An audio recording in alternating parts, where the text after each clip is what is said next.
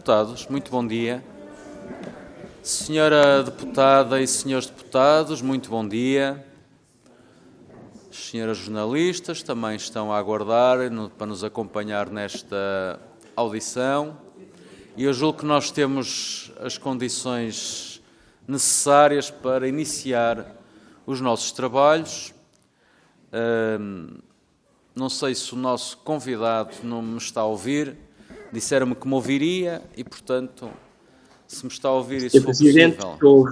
Estou a ouvir, senhoras e senhores deputados, os meus cumprimentos e estou ao vosso dispor. Muito obrigado. Muito bem, só não temos a imagem. Eu gostava de o ver para me assegurar que está bem. Eu vejo... Sim. Sr. Presidente, eu vejo a sala bem e do meu lado penso que a imagem estará ligada. Se os serviços puderem ajudar-me a compreender a razão de não me poderem ver. Certo. Dá-me uma indicação que o Dr. Pedro Marques terá que ligar a câmara. Ela está ligada. Eu vou desligar e voltar a ligar. Certo, sim senhor. Vamos fazer um reset. Reset é sempre bom. Tenho novamente a câmara ligada. Não sei se agora me conseguem ver. Ainda não temos o gosto de o ver, não. Não sei o que se passa. Seria bom ter a imagem porque ajuda a facilitar esta audição nestas condições. Sr. Presidente, se houver alguma forma do serviço, através do chat, me darem mais alguma indicação. Eu, do meu lado, tenho a indicação de ter a imagem ligada e vejo o Sr. Presidente perfeitamente. A sugestão que me estão a dar, Dr. Pedro Marques, é que, em vez de reset, vamos mesmo desligar o sistema e voltar a ligar. Então eu vou desligar a minha ligação à reunião e voltar a ligar. Ainda não. Afinal já não. Não? Espera aí, só um minuto. Parece que vão tentar um procedimento antes disso. Ok. Peço-lhe um bocado de paciência. Da minha parte, tenho todo o tempo. Um minuto, por favor. Ora, e já está, estamos a vê-lo.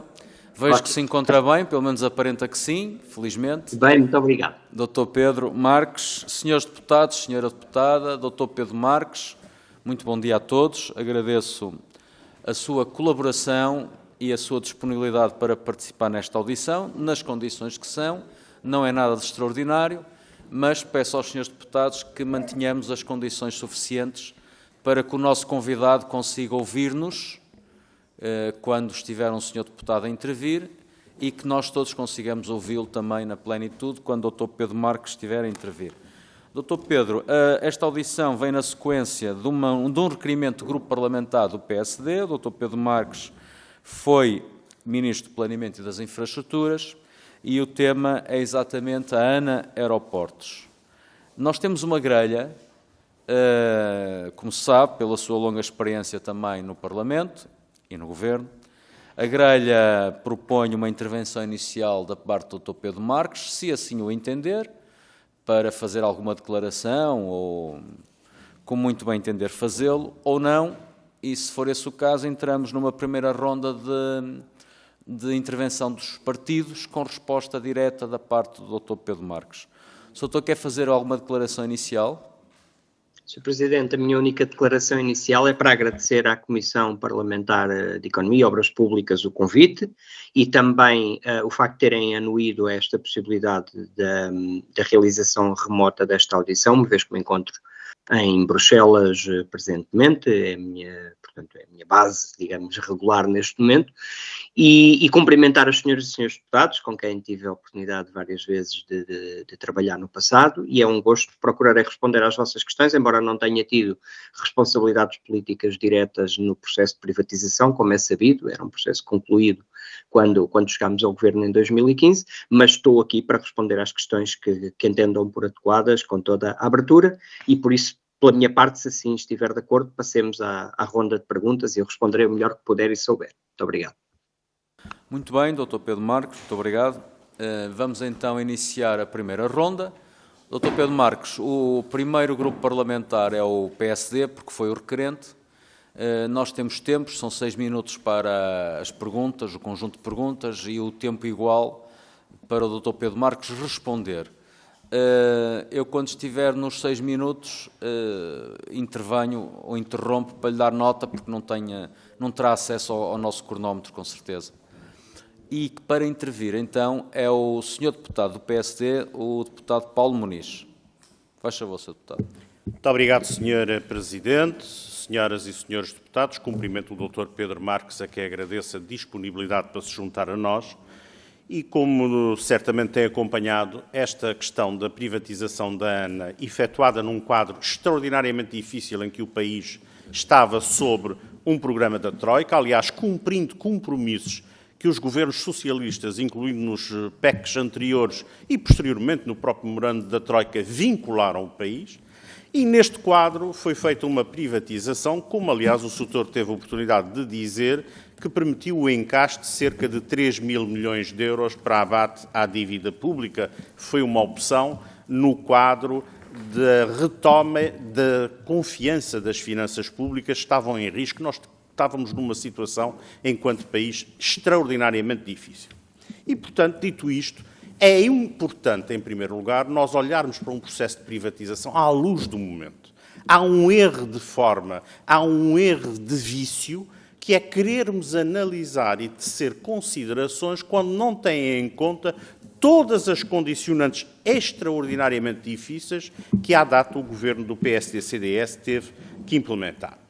E, neste sentido, nós estamos hoje aqui também porque existe uma incongruência por parte daquilo que são conclusões de relatórios de auditoria do Tribunal de Contas, um primeiro feito há cerca de 8 anos, que atestava o bom processo de privatização, os resultados para o país. Aliás, esta privatização foi altamente escrutinada, elogiada pela Comissão e pela União Europeia. Foi uma privatização com vários concorrentes. Nós recordamos que o concorrente vencedor tinha uma proposta de 600 milhões de euros acima dos demais. Nós recordamos ainda que, à data da privatização e da escolha do concessionário, nós estamos a falar numa proposta que tinha um valor de 16 EBITDAs à data. O que significa isso? Que tinha um goodwill muito fora do que é comum em qualquer negócio desta natureza. Aliás, único em infraestruturas aeroportuárias no quadro e à data em que se revelou. E, desse ponto de vista, a primeira questão que lhe coloco, o senhor, enquanto ministro que foi durante estes anos, alguma vez suscitou dúvida sobre o processo de privatização que lhe antecedeu, do valor ou de outra qualquer circunstância que, à data e durante todo o período em que foi ministro diretamente responsável da pasta, pudesse ter identificado face a este propósito e a esse projeto. Não reconhecemos nenhuma das suas afirmações nesse sentido, todavia pode-nos ter escapado alguma e agradecíamos que sobre isso também nos elucidasse.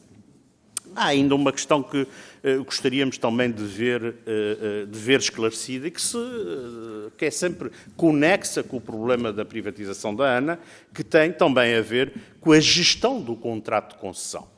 O ministro Pinto Luz, recentemente, disse, de facto, que o contrato estava a saltitar entre várias entidades, que chegou ao Ministério e que ficou estupefacto com o facto do contrato de concessão estar na dependência direta e na supervisão do ministro.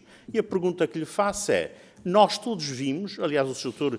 teve a oportunidade de dizer que havia um limite de 22 milhões de passageiros, que era o limite, digamos, trigger, para promover um repensar da capacidade de oferta do aeroporto da Portela e das soluções para a sua expansão. Aliás, o Sr. foi, finalmente, em 2017, assinou um protocolo com a ANA em que promovia a solução Portela mais Montijo. E, portanto, aderiu a esta solução que veio depois a ser, como nós todos sabemos, pelo ministro Pedro Nuno Santos, numa atitude à revelia de tudo e de todos, não satisfeito com a sua proposta, ainda incluiu mais Alcochete e ainda bem que fomos a tempo, porque senão talvez tivesse também incluído outros 2 aeroportos. E, portanto, aqui a questão sobre essa matéria é como é que o senhor entende e vê um contrato de concessão desta importância não ter uma equipe de acompanhamento em permanência para verificar se os pressupostos da concessão estão a ser cumpridos, e há um claramente que não ficou cumprido. Eu sou utilizador regular todas as semanas do aeroporto de Lisboa e nós todos vimos que nos últimos 5 anos nós atingimos uma situação caótica de número de passageiros que nos envergonha enquanto país, que não abona nada enquanto destino turístico e que de todo em todo podia ter sido evitada quando, de facto, e como o Sr. Doutor teve a oportunidade de dizer e de observar, nós atingimos 22 milhões de passageiros à volta do ano 2016. Portanto, houve muito tempo nos últimos 10 anos e nenhuma obra efetiva e com impacto foi feita no aeroporto da Portela. Portanto, foi deixado completamente ao abandono. E essa pergunta que lhe faço é: como é que vê um contrato desta importância de concessão não ter uma entidade que o fiscalize, que o acompanhe com peso técnico para ser contraponto? Finalmente, tenho que lhe dizer que o Tribunal de Contas veio a esta comissão e, infelizmente, não respondeu às questões de fundo, não explicou as contradições e deixa-nos uma grande preocupação quando, conforme notícias públicas, vimos que a votação final, aliás, o relatório passou, o último relatório de 2024, com 5 votos a favor e 4 juízes conselheiros contra, e as suas declarações de voto, que temos acesso e estão na comunicação social, deixam-nos uma enorme preocupação, porque estes juízes, não somos nós, vêm explicitamente enunciar o risco de uma interpretação política, coisa que nos preocupa muito numa entidade como o Tribunal de Contas. Estamos a aguardar a resposta às nossas perguntas, porque aquilo que aqui foi dito pelos senhores juízes conselheiros deixa-nos profunda preocupação do distanciamento e da isenção que nós queremos, que nós gostamos e que institucionalmente assim se exige ao Tribunal de Contas. E terminou, Sr. Deputado. Muito obrigado pelas questões. Dr. Pedro conseguiu acompanhar as questões todas e, portanto, neste momento, então, se fizer o favor e quiser comentar ou responder, o tempo é seu. Falo-ei com todo o gosto, cumprimento o Sr. Deputado, em primeiro lugar, naturalmente, e a bancada do PSD, e vou tentar passar por todas as questões, talvez começando pelo fim, e porque também o Sr. Deputado, na fase inicial, fez referência a esta questão de uma possível incongruência entre relatórios do Tribunal de Contas e uma insuficiente explicação da parte do Tribunal de Contas. Sr. Deputado, a única coisa que posso recomendar-lhe, se quiser, dizer-lhe essa questão colocada nesses termos tem que colocar ao Tribunal de Contas, não lhe posso dizer mais do que isso. O que nós estamos é perante um relatório, votado ou não, digamos, de forma dividida entre os conselheiros ou com declarações de voto, estamos objetivamente perante um relatório com recomendações concretas agora em 2024 e julgo que é à luz desse relatório que se suscitam estas audições. A sua primeira questão concreta foi se eu tinha tido dúvidas sobre o processo de privatização, quer quanto ao valor, quer quanto a outras especificidades. Sr. Deputado, em relação ao valor, nunca expendi, nem publicamente, nem em privado, tanto quanto penso, algum tipo de dúvidas, digamos assim. De facto, é conhecido, e o Tribunal de Contas identifica esta proposta da Vinci como sendo superior às outras propostas, em termos de montantes financeiros.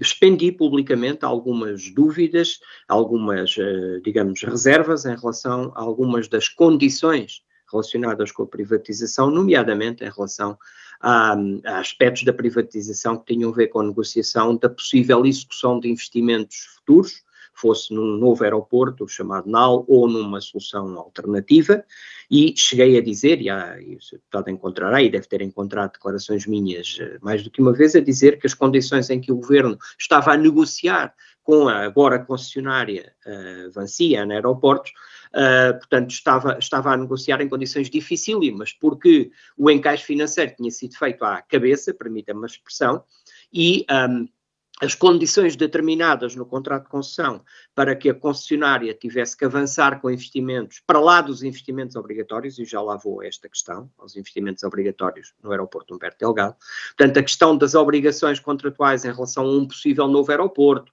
aos investimentos em soluções complementares, o Estado, eu cheguei a dizer, o Estado estava numa situação difícil a negociar, porque a concessionária já tinha pago, já tinha pago e esse valor tinha sido utilizado, não os 3 mil milhões, porque havia outras obrigações financeiras, mas uma parte dele para abater a dívida pública.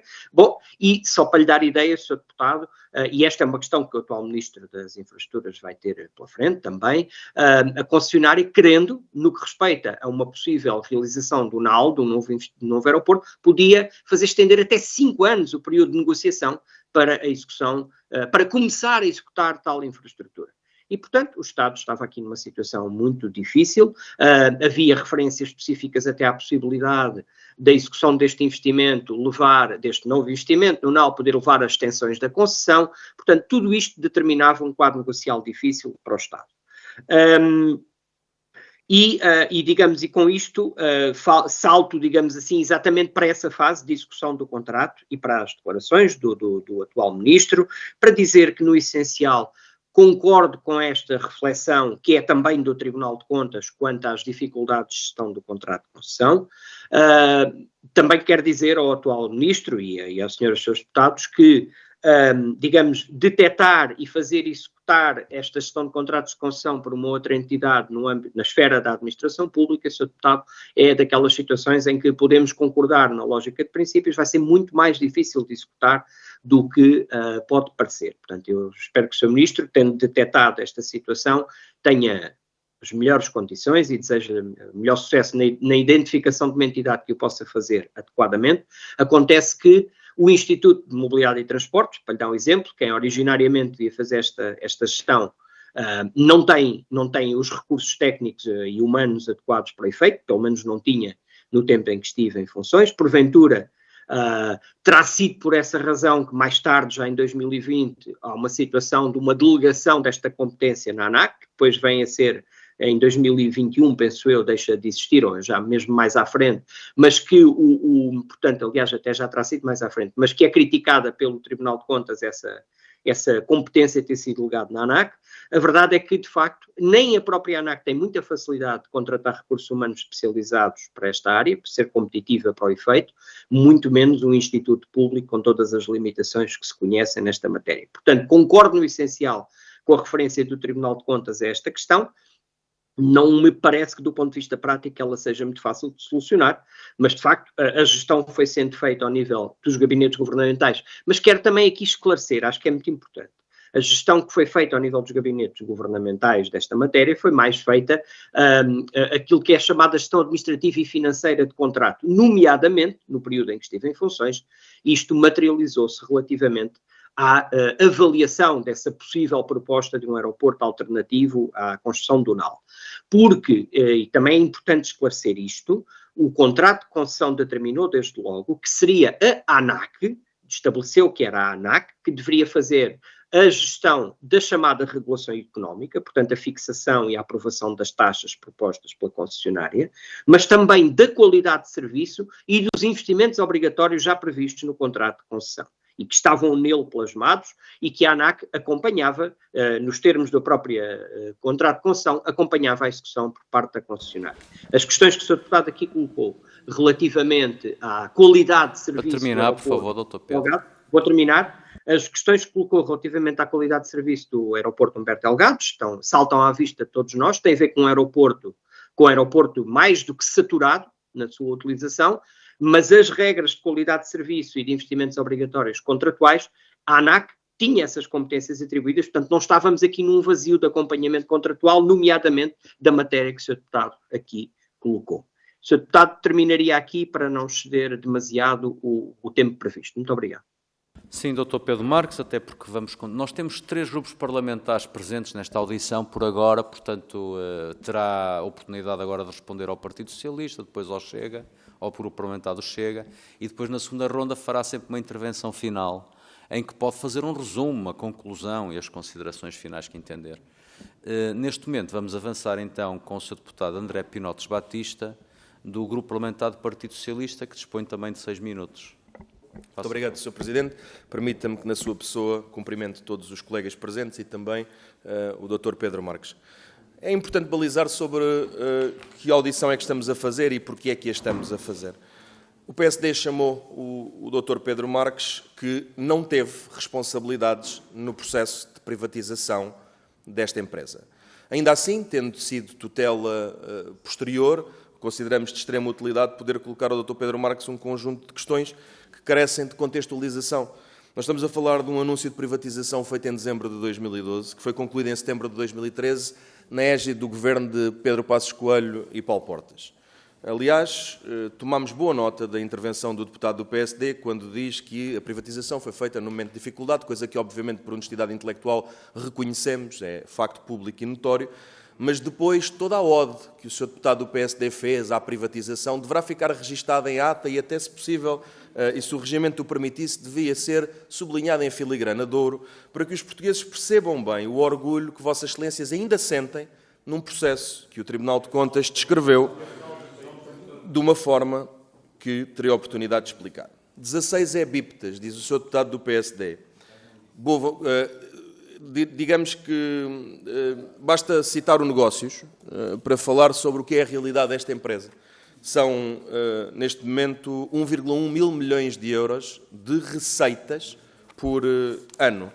É evidente que nós não temos preconceitos com aquilo que é a iniciativa privada, nós não temos preconceitos com aquilo que é as parcerias virtuosas entre o privado e o Estado.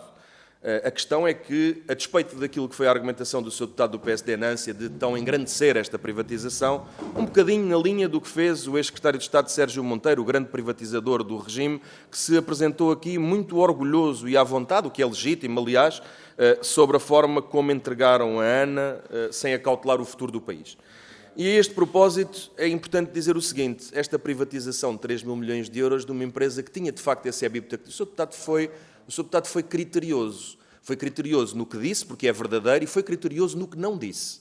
Nomeadamente que uma empresa, quando faz avaliações de um ativo que vai adquirir, sabe também qual é que é o incremento de lucros, o incremento de receitas que elas vão ver, especialmente num setor como este, em que as previsões das taxas de crescimento eram elas conhecidas, bastante otimistas, e eu diria até porque, por ação dos sucessivos governos, Sr. Presidente, eu ia-lhe só pedir o seguinte: eu ouvi com muita atenção o deputado Paulo Ministro. Estava a fazer um compasso de espera a ver se, entretanto, se restabelecia. Estava a tentar continuar sem interromper. Se restabelecia, está para não interromper o Sr. Deputado, mas há aqui, como eu disse do início, um cuidado especial que todos temos de ter, que é o nosso convidado estar à distância e, portanto, terá mais dificuldade em conseguir ouvir. Imagino eu, a pessoa que está a intervir, neste caso o Sr. Deputado André Pinotes Batista, se houver ruído de fundo. Portanto, hoje temos que ter esse cuidado, que o nosso convidado também o merece, está ali disponível para responder. Portanto, Sr. Deputado, agora está perfeito, pode continuar. Ótimo. Não, e os apartes fazem parte, também não me limitam desde que não sejam excessivos. Obrigado, Sr. Presidente. Dizia eu que é por tudo isto que a direita tem tido uma ânsia tão grande em desmentir, não o PSD, mas aquilo que foi o relatório da auditoria 16 de 2023 do Tribunal de Contas, entre outros. É que, vamos lá ver, citando António Costa, é muito interessante como são feitas aqui afirmações perigosas sobre os titulares de cargo no Tribunal de Contas, porque para o Partido Socialista não existe um Tribunal de Contas bom e um Tribunal de Contas mau, conforme ele diz aquilo que nós queremos ou não queremos ouvir. Momentos houve na história em que o Partido Socialista não se reviu em algumas coisas que são emanadas de um poder que é separado do nosso, coisa que naturalmente respeitamos e achamos inclusivamente perigoso de ser algum tipo de considerações, apesar de elas terem sido feitas em balizas de respeito.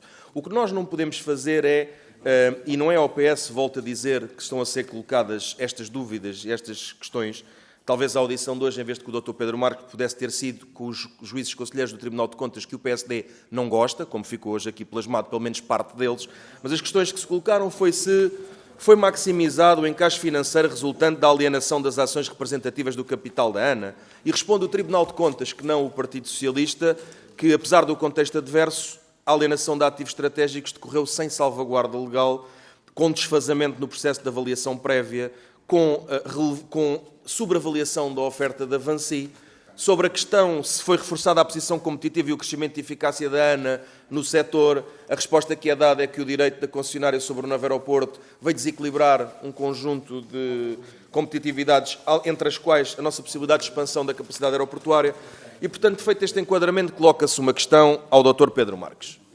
Tendo tomado posse, cerca de 2 anos depois deste processo de privatização, digamos que ele era fresco, tomou posse em novembro de 2015, Vossa Excelência, sentia-se de mãos livres para fazer o que muito bem entendesse com um processo, independentemente da sua concordância ou não. É que eu recordo à Assembleia, quem nos assiste de casa, que, por exemplo, a doutora Maria Luísa Albuquerque, que esteve envolvida diretamente neste processo, foi aliás parte interventiva publicamente, à data fez muitas críticas, mas é responsável, por exemplo, por termos litigado com o Banco Santander, depois de ter dado garantias de que não teríamos custos para os contribuintes e que acabou por se cifrar em 1,8 mil milhões de euros. Ou seja, esta precipitação política da doutora Maria Luísa Albuquerque custou-nos mais ou menos o mesmo valor desta privatização, que não acautelou aquilo que era a expansão da capacidade aeroportuária de Lisboa, entre outras. E, portanto, a questão que lhe colocava era se o Dr. Pedro Marques teve noção também dos perigos da litigância e do que é que eles podiam representar para o Estado português.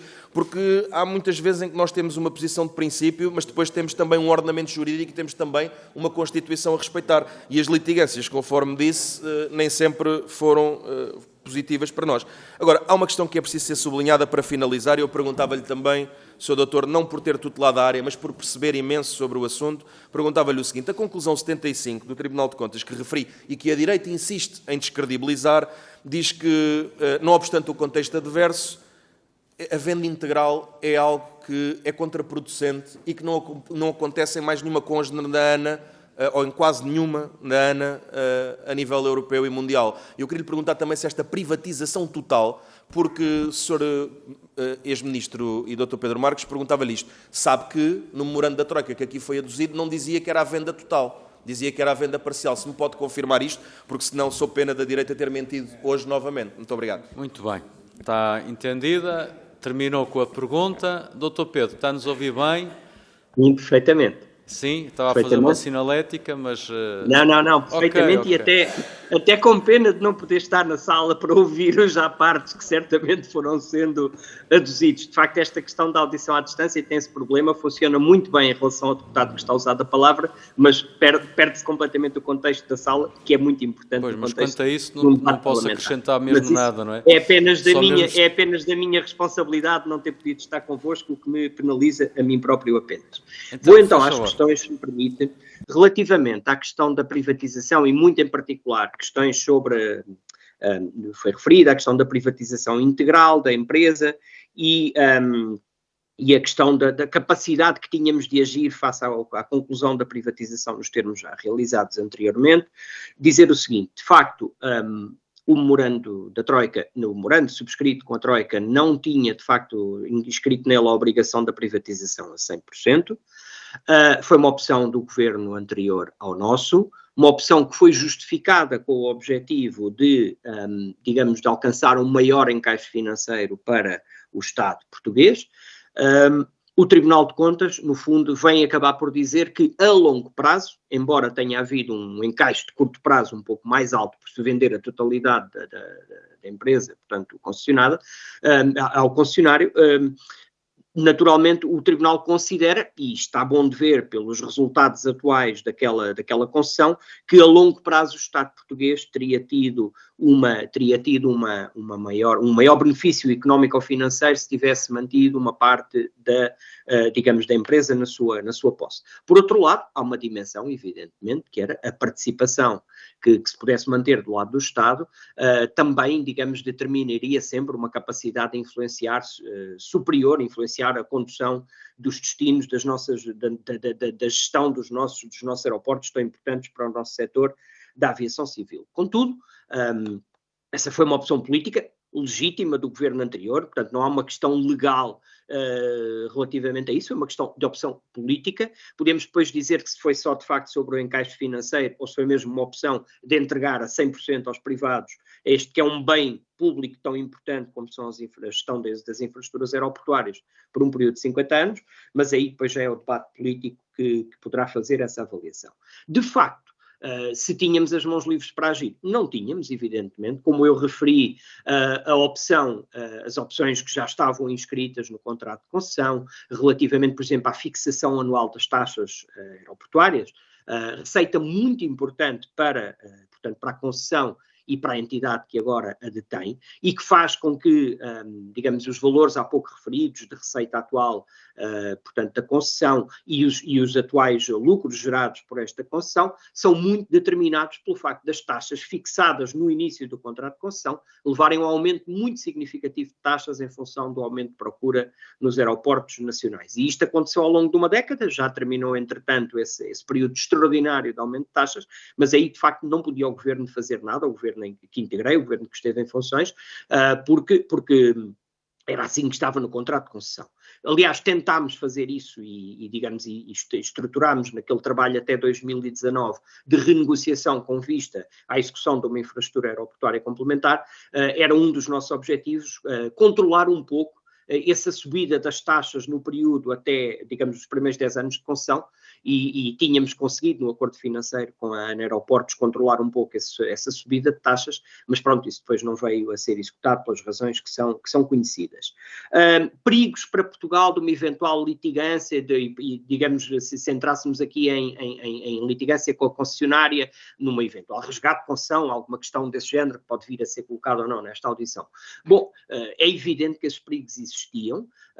Consideramos que o país, portanto, que aliás estava a ser muito atacado na sua reputação por uma saída não tão limpa como se queria fazer crer do período de assistência financeira, nomeadamente por causa da situação das instituições financeiras, e também um país que estava a ser atacado no momento em que tomámos posse por uma solução política e de governo, portanto, que era considerada com algum cuidado, digamos, por entidades internacionais, veja-se na altura a Comissão Europeia, pelos próprios mercados, um país que tinha ainda uma dívida pública muito elevada, que hoje temos uma realidade diferente, baixámos dos 100% do PIB, temos as contas públicas equilibradas, mas havia também riscos reputacionais importantes se o governo, chegado naquele momento, desatasse, digamos, a reverter privatizações e a reverter concessões que, do ponto de vista da legalidade, parecia não haver sustentação para esse tipo de decisão.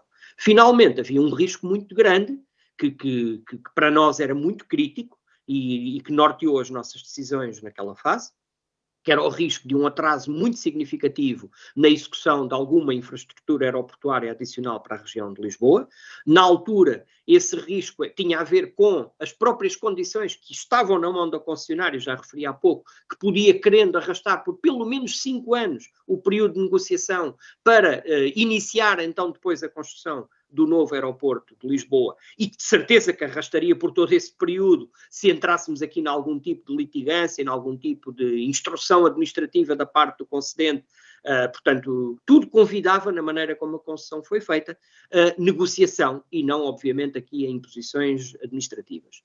Também uma questão muito importante para nós, que não quero esconder, é que tínhamos assumido ainda em campanha eleitoral e já depois no governo, o primeiro-ministro António Costa, mas o então candidato António Costa, que desejávamos que fosse realizado com o máximo consenso político qualquer investimento em grandes infraestruturas. E sabíamos, a posição do PSD tinha sido essa no governo anterior e foi-nos reiterada, nomeadamente por Maria Luísa Albuquerque, em representação do PSD já na oposição, sabíamos da clara preferência, da clara concentração do PSD na opção da construção de uma infraestrutura complementar no Montijo e, portanto, nós tínhamos dito que a execução de grandes investimentos seria feita em consenso político, buscaríamos esse consenso ao máximo e, nesse momento, isso também determinou que não queríamos romper esse consenso político e, portanto, avançámos para uma solução de natureza complementar. Portanto, havia várias condicionantes, também impusemos esta a nós próprios para ver se finalmente se fazia, de facto, algum investimento em infraestruturas aeroportuárias complementares na região de Lisboa. Muito obrigado, Sr. Presidente. Ora, obrigado nós, Dr. Pedro Marques. Vamos passar às perguntas seguintes, que serão do Grupo Parlamentar do Chega e ao Sr. Deputado Filipe Melo. Tem 5 minutos. Faz favor, Sr. Deputado. Muito obrigado, Sr. Presidente. Cumprimento os Srs. Deputados e cumprimento também o Sr. Pedro Marques. Mesmo à distância, agradeço a oportunidade para nos poder dar mais algumas explicações de como viu este negócio. E a primeira questão que eu tinha para lhe colocar, Sr. Pedro Marques, é a seguinte. No período em que foi Ministro das Infraestruturas, entre 2015 e 2019, podia ou não reverter a venda da ANA Aeroportos à Vinci. Isso era uma operação possível, a reversão, e em caso afirmativo, porquê que não o fez? Se o PS, que é tão crítico, e o Sr. foi naturalmente ministro do Partido Socialista, é um quadro socialista, e que, aliás, que disse mesmo que temos, e passo a citar uma expressão sua, temos de evitar a concorrência na CP. Portanto, o que eu presumo é que o Sr. Pedro Marques seja contra a concorrência no setor dos transportes em Portugal, seja na CP, seja na gestão aeroportuária, seja até na aviação. Portanto, a primeira questão que eu lhe deixo é: seria possível ou não reverter a venda e, em caso afirmativo, porquê que não o fez? Segunda questão que eu gostaria que nos explicasse. Acredito, e como parte interessada também, que viu os dois relatórios, que viu um relato da auditoria de 2016 e que terá visto o relatório da auditoria de 2023. Naturalmente que nós não, e aliás, nós não estamos aqui em representação do povo português para gostar mais ou menos dos juízes do Tribunal de Contas, como o Sr. fez questão de dizer na sua intervenção. Nós estamos aqui em representação do povo português para apurar a verdade dos factos, e é isso que nos interessa. E, neste ponto, eu pergunto-lhe e peço-lhe que, com a maior honestidade, e porque é um profundo conhecedor do processo, que nos diga se esta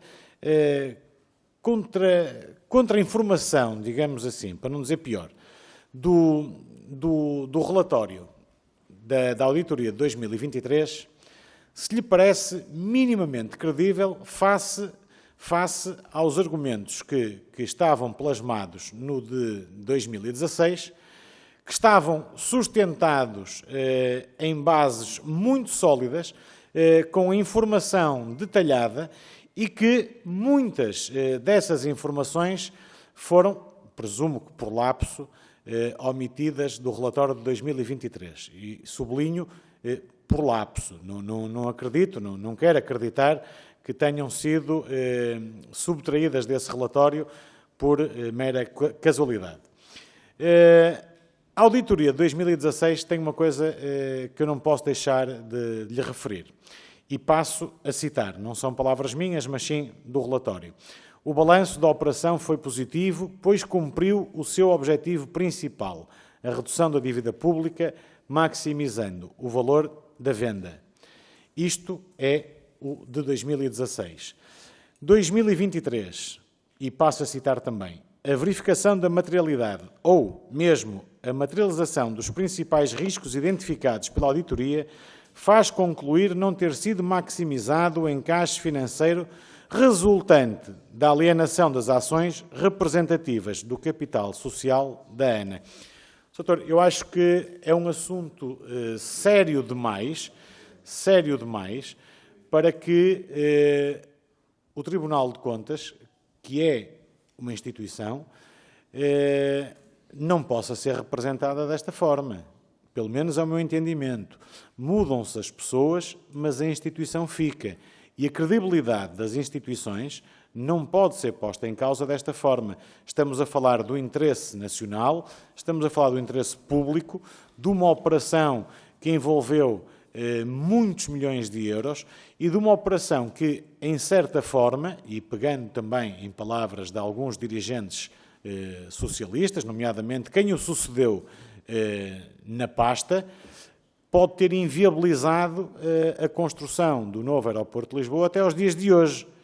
Apesar de toda a gente dizer que o aeroporto está em marcha e que até ao final do ano teremos aeroporto em Alcochete viabilizado, todos nós, e o Sr. também, porque é um profundo conhecedor desta matéria, vou concluir, Sr. Presidente, saberá também, ou melhor do que eu, que o aeroporto não será em Alcochete. Portanto, Pondo isto, Sr. Doutor, peço-lhe, por favor, que nos explique as duas questões iniciais que eu lhe coloquei e depois esta disparidade entre os relatórios de 2016 e 23. Muito obrigado.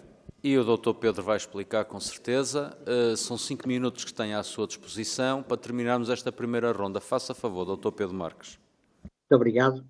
Obrigado, Sr. Deputado, pelas questões. Não, vou começar pelo fim, tal como fiz na altura com o Sr. Deputado do PSD, porque também a matéria é a mesma, dizendo que não encontrará da minha parte nenhuma explicação para essa aparente diferença entre um relato e um relatório do Tribunal de Contas. Sr. Deputado, não me cabe, não são as minhas funções hoje em dia, fazer essa apreciação política que percebo que os senhores façam e que, digamos, para a avaliação política que fazem das audições que estão a ser realizadas, seja importante essa contextualização. Não é esse o meu papel, de facto, muito menos criticar o Tribunal de Contas ou tentar avaliar as razões para elementos materialmente diferentes num relatório ou no outro. Não é esse o meu papel. Já na audição do Sr. Deputado, na resposta ao Sr. Deputado do PSD, tinha referido, essas são questões que terão sempre que ser remetidas ao Tribunal de Contas. De alguma maneira, os senhores já o fizeram, tanto quanto posso perceber, na audição realizada.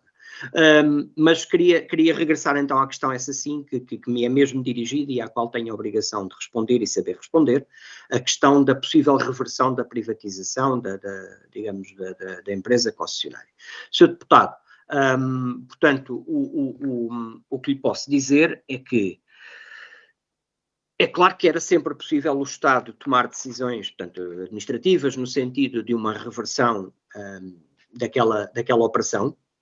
Essa reversão poderia ser feita por ato administrativo, para simplificar, chamemos-lhe uma espécie de nacionalização, mas era na prática uma anulação daquela concessão por 50 anos. Senhor Deputado, foi nosso entendimento, do ponto de vista político, que não defendia o interesse público naquele momento avançar nesse sentido. Se achássemos que defendia o interesse público, tê-lo-íamos feito. Não defendia o interesse público, do meu ponto de vista, porque a operação estava, eu diria, legalmente concluída, não havia nenhuma evidência de ilegalidade na conclusão daquela operação, e os riscos para Portugal, na perspectiva da captação e manutenção de investimento externo, de avançar para uma reversão daquela operação à chegada do novo governo. Os riscos para a estabilidade, digamos assim, financeira do país seriam significativos, foi essa a nossa avaliação. Os riscos para a execução dos nossos objetivos em termos de política de infraestruturas aeroportuárias eram também muito significativos, porque a entrada em litigância com a concessionária seria sempre uma litigância por um número enorme de anos, e, portanto, muito dificilmente nesse período teríamos condições para avançar com o tipo de investimentos no meio da incerteza jurídica que se gerasse. Se a concessionária conseguisse, de alguma maneira, interromper essa reversão da concessão por vias judiciais, claro que toda a negociação que viéssemos a fazer posteriormente com esta concessionária estaria ferida de uma quebra de confiança dramática e, como lhe digo, nós já estávamos numa situação que o contrato de concessão tinha determinado muito difícil, uma situação em que só para poder avançar para a construção do NAL, querendo a concessionária, podia estar 5 anos em negociação com o Estado e, portanto, nós, como sabe, tínhamos um objetivo que me parece que era adequado face à situação do país naquela altura, estabilidade económico-financeira e avançar o mais depressa possível com o alargamento da capacidade de infraestruturas aeroportuárias na região de Lisboa e, portanto, essas razões foram mais do que suficientes para mantermos a situação nos termos em que a fizemos evoluir. Acrescenta ainda aquele elemento que eu aqui já referi, que era, nós tínhamos afirmado antes de eleições, portanto antes das eleições de 2015, e voltámos a afirmar já no governo, que tínhamos um princípio para a execução de grandes infraestruturas públicas, que seria um princípio de consenso político, pelo menos com o maior partido da oposição, consenso mais alargado possível, para que houvesse alguma continuidade futura na execução destes investimentos. E se também nessa fase tivéssemos avançado para a reversão daquela privatização, se nós tivéssemos avançado para uma situação de conflito em relação ao processo de privatização e de abandono da própria solução, que também era, digamos, consensualizada com o maior partido da oposição, penso que o país nessa fase teria tido pouco a ganhar e, portanto, o contexto de decisão foi este. E foi o conjunto de razões que nos levaram a agir como agimos. De certeza, Sr. Deputado, que não teve nada a ver com a nossa pouca vontade de ter ou não ter concorrência, porque, aliás, o próprio relatório do Tribunal de Contas indica muito bem que a solução que foi plasmada no contrato de concessão, se a coisa que fez foi diminuir as possibilidades de concorrência no setor das infraestruturas aeroportuárias, ao determinar, nomeadamente, um exclusivo num raio de 75 km do aeroporto de Lisboa para a concessionária. Se novas infraestruturas fossem realizadas nesse raio, teriam que ser realizadas pela concessionária. É o próprio Tribunal de Contas que diz que não é certamente por aumentar a concorrência que esta concessão foi atribuída, nos termos que foi atribuída pelo Governo do PSD-CDS. Muito obrigado, Sr. Presidente. Muito bem, Dr. Pedro Marques. Vamos avançar para a segunda ronda. O modelo da segunda ronda são 2 minutos, corresponde a 2 minutos a cada grupo parlamentar. Temos 3 grupos parlamentares e só no fim é que o Dr. Pedro Marques responde às questões que, entretanto, lhe colocarem e faz a conclusão que entender sobre a matéria. E, portanto, o primeiro grupo parlamentar é o Partido Socialista, é o Sr. Deputado André Pinotes Batista. 2 minutos, Sr. Deputado. Muito obrigado, Sr. Presidente. Nestes 2 minutos, fazer uma síntese e colocar novamente uma questão ao Dr. Pedro Marques. Estamos perante uma privatização que reconhecemos foi feita num momento de dificuldade e, sobretudo, o resto, as posições do PSD não têm sustentabilidade, como aqui ficou comprovado. A privatização da ANA reduziu a nossa autonomia e a nossa soberania em termos de expansão da capacidade aeroportuária de Lisboa, gerou um quadro menos competitivo, mais monopolista, não contribuiu para a competitividade do setor e não acautelou, tal como aqui acaba por ser implicitamente assumido por Sérgio Monteiro, e se tivermos a oportunidade de ouvir Maria Luísa Albuquerque, certamente dirá o mesmo, não acautelou as condições que um futuro titular de cargo público, seja ele o Dr. Pedro Marques ou o atual Ministro Miguel Pinto Luz, têm para se colocar perante alguém que detém integralmente e a despeito das boas práticas internacionais uma concessão como esta. Finalizo com esta questão. Que mecanismos teve o Dr. Pedro Marques quando, 2 anos depois da privatização, que não fez, teve que se sentar com a concessionária para negociar uma expansão de uma capacidade aeroportuária que estava identificada? Em que medida é que a não salvaguarda e até a previsão destes 5 anos em que a concessionária podia protelar, digamos assim, para usar termo simpático, a expansão da capacidade aeroportuária, de que forma é que isso o limitou? E até numa coisa transversal, de bonomia e bom senso, perguntar se esta má decisão do anterior governo do PSD que lesou o interesse nacional, nomeadamente por ter sido uma privatização integral e a despeito daquilo que é feito no todo global, se isso não limitou a sua ação e a sua capacidade negocial junto da concessionária e se não limita também a do atual ministro, apesar das críticas que ele vai fazendo. Porque nós, enquanto servidores da República, obviamente somos eleitos por um partido, representamos aqui um ideário, mas quando se trata de bom senso, o bom senso é transversal, mesmo quando estamos a falar de uma má decisão de um governo do PSD, que prejudicou um do PS e agora aparentemente também um do PSD. Muito bem, Sr. Deputado. A próxima questão será colocada pelo Grupo Parlamentar do PSD. Vão dividir, é um exercício complicado. Serão 2 deputados, o Sr. Deputado Paulo Muniz e, imediatamente seguida, o Sr. Deputado Paulo Cavaleiro. Faz favor, Sr. Deputado. Muito obrigado, Sr. Presidente. A minha primeira palavra tem a ver com a incongruência, já referida aqui, do relatório de 2023, relativamente ao relatório de 2016 do Tribunal de Contas, que sobre a mesma matéria tem 2 conclusões diferentes. E, portanto, significa isso que eu vou ter que ler as conclusões que estão plasmadas dos senhores juízes conselheiros que votaram de vencidos 4-5. E eles dizem, e eu cito, as conclusões mal fundamentadas, intromissões na esfera do poder político e propostas sem suporte legal. Não, isso é gravíssimo. Não há memória de juízes conselheiros proferirem por escrito numa declaração de voto essas afirmações. Isto é gravíssimo. Deixa-nos uma profunda preocupação do que são os verdadeiros propósitos de quem isto escreve. Finalmente e rapidamente dizer ao Sr. Deputado André Pinotes Batista que nós tivemos que fazer a privatização da ANA, nós, Governo PS-CDS, porque assim determinou o Partido Socialista, quer nos PECs, quer no memorando da Troika que assinaram. Nós cumprimos por Portugal a desgraça que os seus trouxeram. Muito rapidamente, só para, Sr. Presidente. Portanto, nós todos, e até o próprio Partido Socialista reconheceu há bocadinho que a privatização foi feita numa altura e que nós agora estamos a fazer uma análise noutro momento. É óbvio que esta privatização permitiu cumprir o memorando e também resolver um problema financeiro da Câmara de Lisboa em mais de 200 milhões. É bom não esquecermos isso. Na altura, o Presidente da Câmara, o Dr. António Costa. O Dr. Pedro Marques, já numa declaração em janeiro de 2016, mostrava a consciência que o aeroporto de Humberto Delgado precisava de intervenção. E eu pergunto-me, porque é que não conseguiu fazer nenhuma intervenção no mandato que teve? É que se o senhor fosse autarca e o aeroporto fosse o seu município, dificilmente seria eleito se não tivesse feito as obras urgentes que eram necessárias. E uma última pergunta. Se conhece algum exemplo de privatização de uma infraestrutura semelhante, que não obstante o valor inicial da venda ser superior ao EBITDA em 16 vezes, ainda tem previsto uma partilha de receitas que aos dias de hoje está estimada num valor superior ao próprio valor da venda? Era só. Está colocada a questão. O Grupo Parlamentar do Chega inscreve-se também para esta segunda ronda. É o Sr. Deputado Filipe Melo. Faz favor, Sr. Deputado. Muito obrigado, Sr. Presidente. Sr. Dr. Pedro Marques, tentando muito rapidamente fazer uma cronologia do que foram as suas respostas, que agradeço na primeira ronda. O Sr. diz que não optaram pela reversão porque não defendia o interesse público. E também porque não havia ilegalidade na operação. Então, eu pego aqui no relatório de 2023 do Tribunal de Contas, em que me diz que concluímos não ter sido maximizado o encaixe financeiro resultante da aplicação das ações representativas do capital social da ANA. Ora bem, o Tribunal de Contas, ao que parece, diz que há aqui ilegalidades.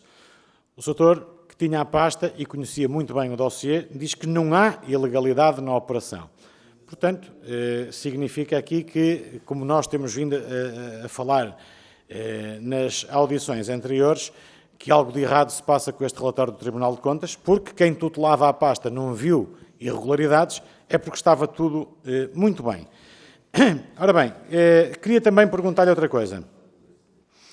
Em 2015 disse o Soutor que queriam avançar rapidamente para o novo aeroporto de Lisboa e que daí a reversão pudesse trazer algum impasse jurídico.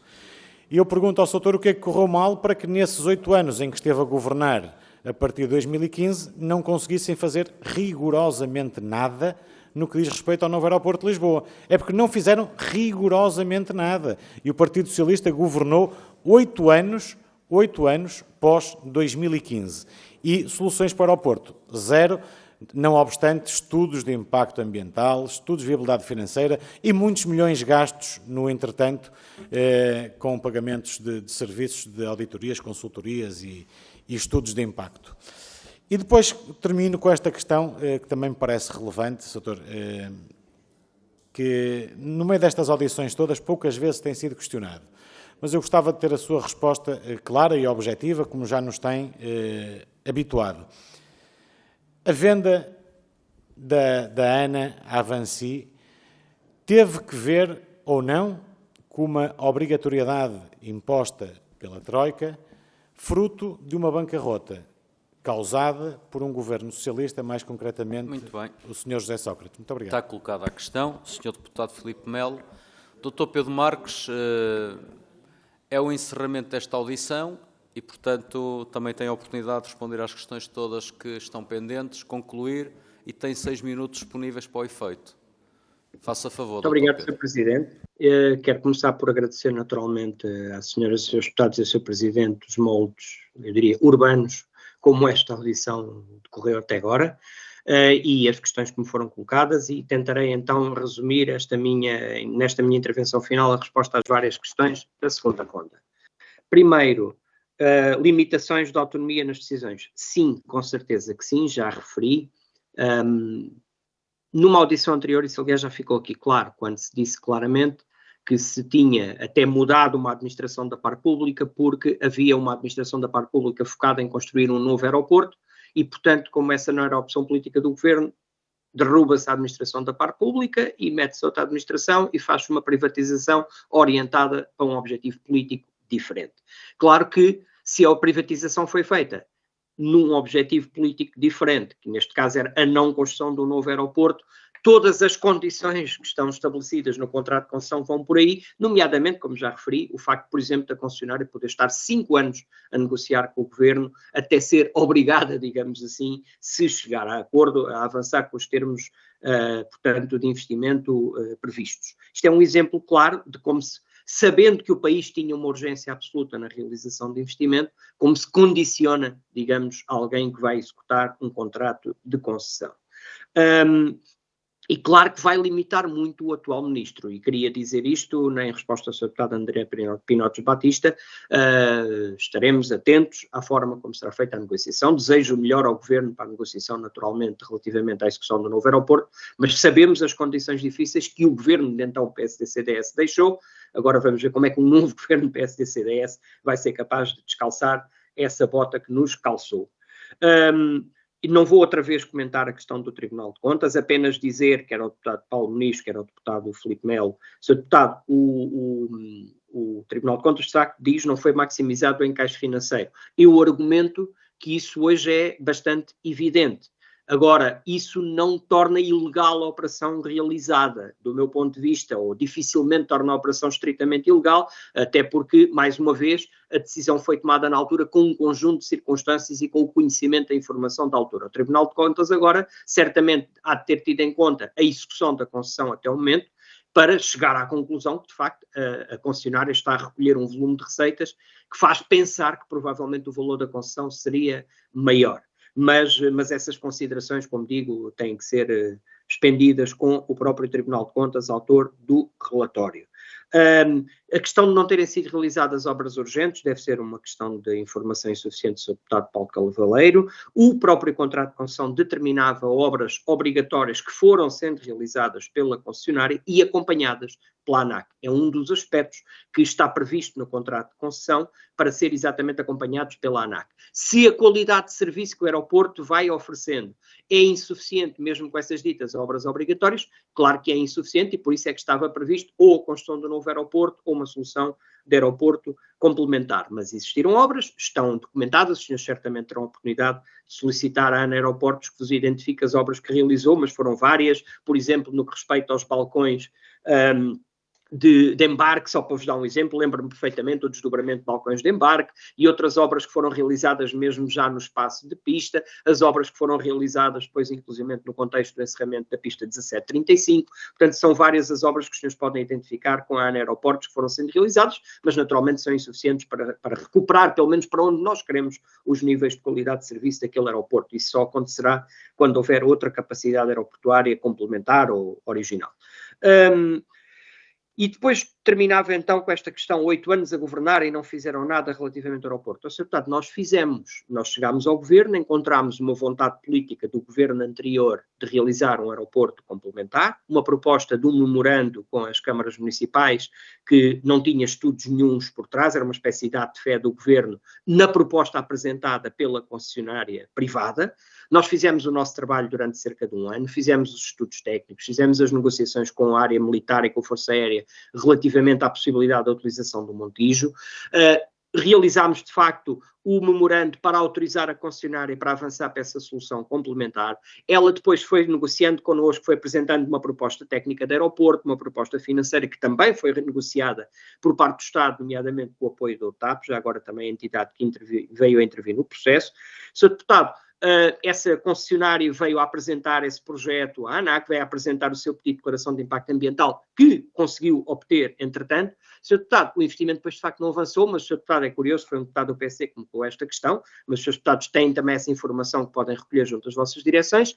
O PSD, que tinha no governo dito que queria avançar para a solução de aeroporto complementar no Montijo, que me reiterou, enquanto Ministro das Infraestruturas, enquanto maior partido da oposição, que apoiava politicamente essa solução, que sabia perfeitamente que o decreto-lei das bases de concessão tinha que ser alterado para acrescentar o Montijo, que havia a questão do tal decreto-lei que autorizava as câmaras municipais, digamos, a suspender a realização de investimento. Sr. Deputado, o PSD, na direção seguinte a Passos Coelho, deu o dito por não dito, mudou de opinião e mesmo o o senhor deputado, o senhor líder Rui Rio decidiu mudar completamente a opinião e agora já era preciso um aeroporto novo, já não era o aeroporto complementar e nós não temos de facto um aeroporto complementar a funcionar porque o PSD retirou as condições políticas que sabia que eram necessárias e que tinha dado e que tinha garantido, quer enquanto governo, quer enquanto maior partido da oposição. Doutor Pedro, peço desculpa interromper. Doutor Pedro Marques, peço desculpa interromper. Estava a ver que estava embalado, digamos assim, na resposta, mas aqui não estão as condições suficientes para o conseguir ouvir. Voltaram agora às condições e vão-se manter porque estamos a terminar a audição. Muito bem. E, portanto, doutor Pedro Marques, faz favor de terminar. Obrigado. Não, para terminar, eu não sei bem em que momento é que perderam o meu som, mas para dizer que, de facto, se não tivesse havido aquela mudança de opinião e a retirada de condições políticas por parte do PSD para a execução daquele investimento no aeroporto complementar, eu julgo que as bases de construção teriam sido alteradas, as alterações legais eram feitas e o aeroporto provavelmente teria sido realizado, mas essa, Sr. Deputado, como a pergunta veio de um deputado do PSD, é uma questão de, com a já não direção do PSD, mas a anterior direção do Rui Rio, perceber porque é que mudaram as condições políticas que Passos Coelho tinha assegurado no governo e na oposição para a realização do aeroporto complementar. Sr. Presidente, quero apenas terminar agradecendo uma vez mais o vosso interesse, a qualidade desta audição e desejar o melhor para os trabalhos da Comissão Parlamentar de Economia e Obras Públicas. Muito obrigado.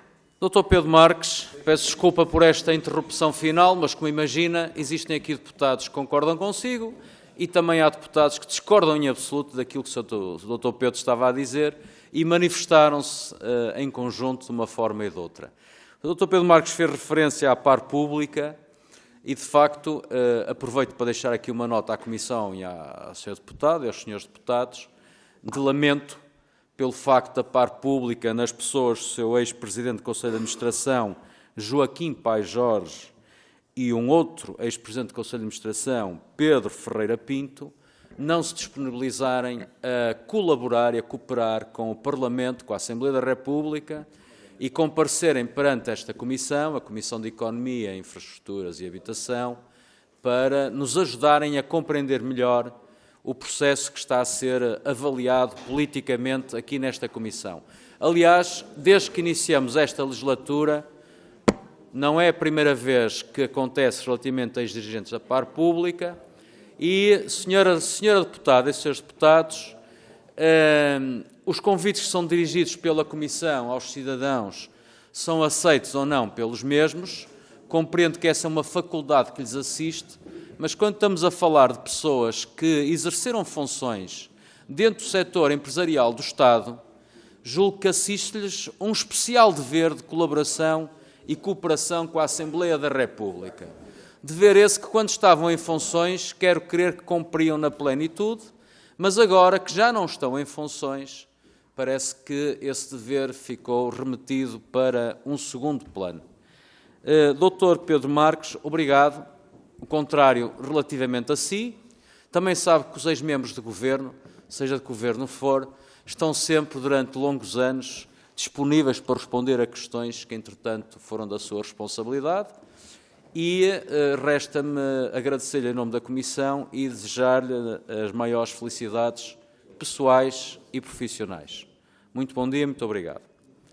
Senhoras e senhores deputados, temos a nossa reunião ordinária em contínuo.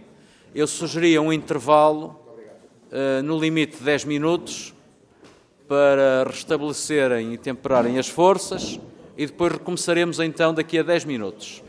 Até já, senhores deputados.